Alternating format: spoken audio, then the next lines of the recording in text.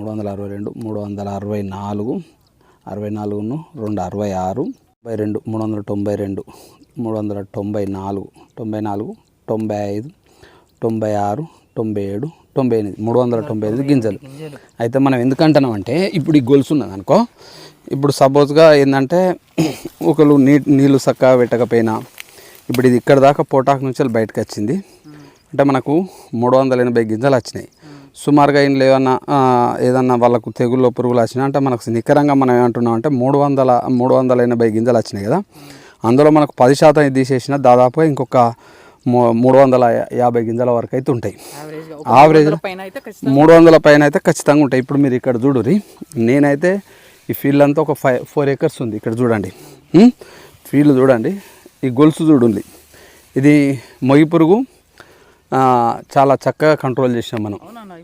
ఇప్పుడు మనం ఏం చేద్దామంటే మన లోకల్ లేబర్ వేసింది ఇది, మా ప్రాంతంలో లేబర్ అనుకుంటారు. ఇక 1 2 3 4 5 2 23 24 25 26 మనం ఏంటంటే కంకులు బయటకు వచ్చినాయి లెక్క పెట్టినాం. మీరు చూడండి, ఇగో కంకులు బయటకు వచ్చినాయి, మన ఇది చూడండి, మీరే చూస్తారు, కంకులు బయటకు వచ్చినాయి లెక్క పెట్టినాం.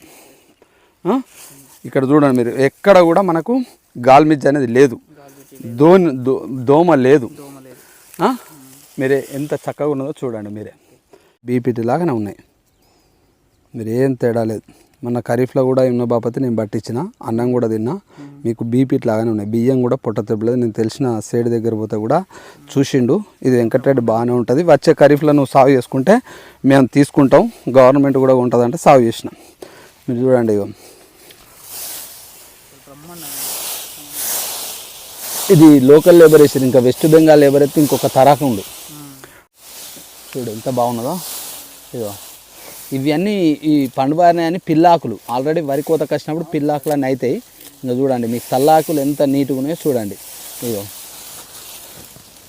ఇవన్నీ పిల్లాకులు, మనకు అసలు పోటాకు అనేది బ్రహ్మాండంగా ఉన్నది.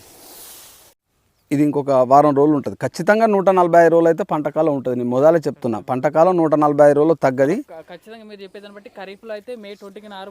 మే 20 నుంచి వెళ్ళి జూన్ 10 వరకు నారు పోసుకోవాలి. జూలై ఆఖరి వరకు నాటేయాలి. జూలై ఆఖరి తర్వాత ఎట్టి పరిస్థితిలో దీన్ని సాగు చేయడానికి లేదు. సాగు చేస్తే మళ్ళీ రబీలో మళ్ళీ లేట్ అయ్యడానికి అవకాశం ఉంటుంది.